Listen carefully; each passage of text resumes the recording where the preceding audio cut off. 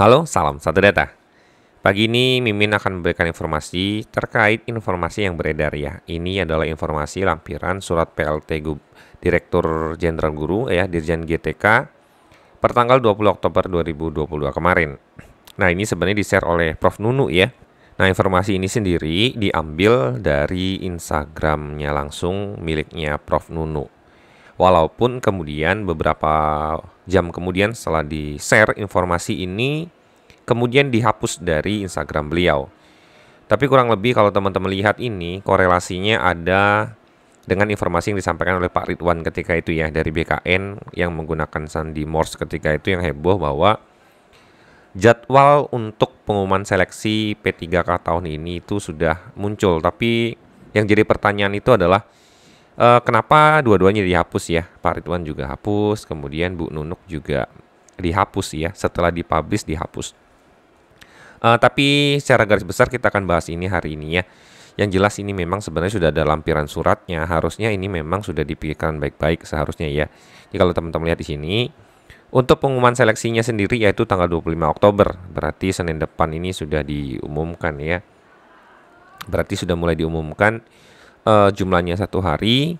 Kemudian pendaftaran seleksi untuk semua pelamar, gitu ya. Pengumuman mendapatkan penempatan bagi yang prioritas pertama itu juga sama. Jadi bedanya adalah nanti ini bagi teman-teman yang tahun kemarin sudah login dan statusnya P1, ketika login ke SSC ASN itu sudah ada pengumuman penempatan ya.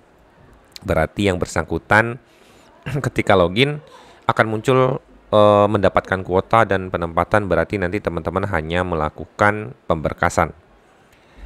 Kemudian yang ketiga adalah seleksi administrasi untuk P2, P3 dan pelamar umum.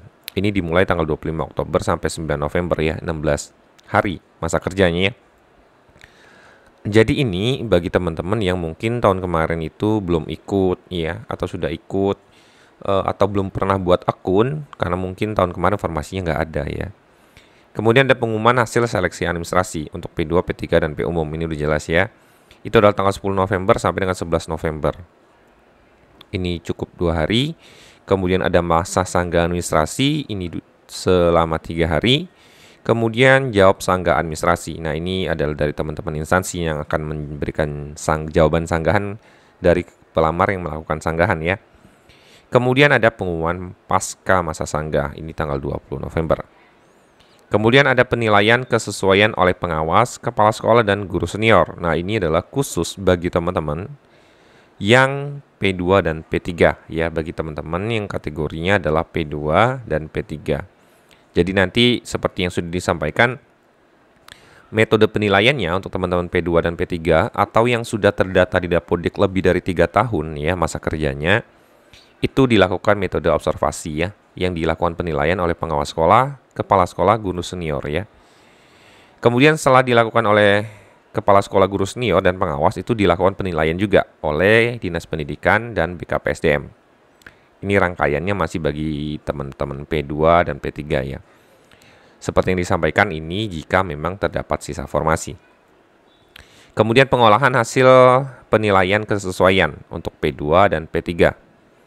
Itu sampai dengan 7 Desember 2022 dengan masa kerja adalah 11 hari. Kemudian ada pengumuman dan pemilihan formasi, ini untuk pelamar umum. Kemudian ada pengumuman daftar peserta, waktu dan tempat seleksi untuk pelamar umum. Di mana untuk pelamar umum sendiri ini sudah disampaikan bahwa yang akan menggunakan metode tes CAT ya, ini adalah menggunakan computer assisted test bagi teman-teman yang kategorinya adalah pelamar umum. Berarti nanti harus ikut ujian tes. Kemudian pelaksanaan seleksi kompetensi untuk pelamar umum ya bagi teman-teman yang poin 11, 12, 13 ini adalah tanggal 19 sampai 24 Desember selama 6 hari. Kemudian pengolahan hasil seleksi untuk pelamar umum itu 24 sampai 4 Januari 2023. Pengumuman hasil seleksi untuk kategori P1, P2 dan P3 dan pelamar umum itu adalah 5 Januari sampai 6 Januari 2023 tahun depan ya. Kemudian masa sanggah seleksi kompetensi itu 7 Januari sampai 9 Januari. Jawab masa sanggah itu 10 sampai 16 Januari. Kemudian yang terakhir adalah pengumuman pasca masa sanggah atau pengumuman final dari segala rangkaian Seleksi P3K ini adalah tanggal 26 Januari 2023. Nah, terlepas dari informasi ini yang sudah dihapus oleh Prof. Nunu, yang bagi teman-teman, fokus teman-teman saat ini adalah bagi teman-teman P1 udah jelas ya bahwa teman-teman itu tinggal login dan menunggu penempatan. Nah, begitu juga yang P1 belum dapat penempatan, sudah ada regulasi yang diatur oleh teman-teman Ditjen GTK. Nah, yang harus diperhatikan adalah bagi teman-teman P2, P3, atau pelamar umum, saat ini sebaiknya lebih fokus atau concern ke persyaratan atau bersiap untuk yang namanya observasi ya. Jadi fokusnya sebenarnya bukan kapan dibukanya, tapi fokusnya lebih kepada persiapan kita untuk menghadapi ketika formasi atau seleksi ini dibuka ya. Nah, teman-teman, fokusnya adalah harusnya ke berkas yang harus disiapkan ya. Nah, ini teman-teman harus menyiapkan pas foto dengan latar belakang merah, surat pernyataan dengan ketentuan seperti ini ya, dengan materi 10.000, scan KTP asli dan surat keterangan asli jika sudah melakukan perekaman di Dukcapil ya. Kemudian scan ijazah asli dan transkrip nilai asli dan surat penyetaran ijazah bagi yang dari luar ya. Nah, kemudian bagi teman-teman yang memiliki afirmasi Serdik, silakan scan sertifikat pendidik asli ya. Kemudian bagi pendaftar yang penyandang disabilitas, menambahkan surat keterangan penyandang disabilitas dari rumah sakit puskesmas milik pemerintah atau instansi pemerintah. Dan kemudian melampirkan link video singkat melakukan kegiatan sehari-hari dalam menjalankan tugas sebagai pendidik. Ini bagi teman-teman yang ini ya, kasusnya adalah bagi teman-teman yang mendaftar tapi penyandang disabilitas. Nah, kemudian bagi teman-teman yang kategorinya adalah P2 atau P3, sebenarnya harusnya fokus kepada ini ya, kesesuaian atau verifikasi atau observasi. Nah, ini ya, ini adalah kualifikasi akademik, mempertimbangkan, kemudian kompetensi teknik, profesional, pedagogik, sosial, dan kepribadian, kinerja ya, orientasi pelayanan, komitmen, inisiatif, pemeriksaan latar belakang. Nah, seleksi wawancara mempertimbangkan integritas dan moralitas.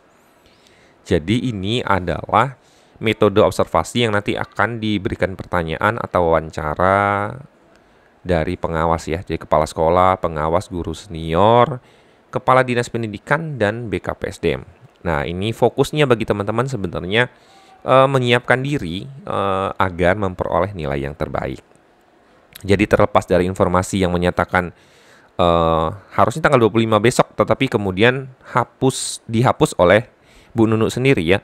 Saya nggak tahu motif penghapusannya seperti apa, mungkin ada informasi yang masih rancu gitu ya, jadi terpaksa dihapus. Tapi kurang lebih yang disampaikan beliau itu, dan sudah ada lampirannya ya, dan nomor suratnya, itu adalah tanggal 25 Oktober 2022.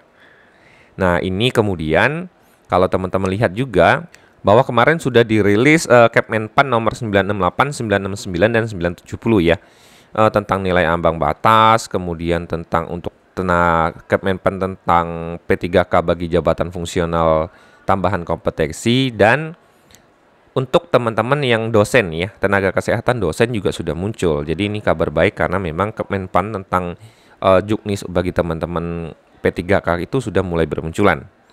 Semoga informasi singkat ini bermanfaat. Salam satu data.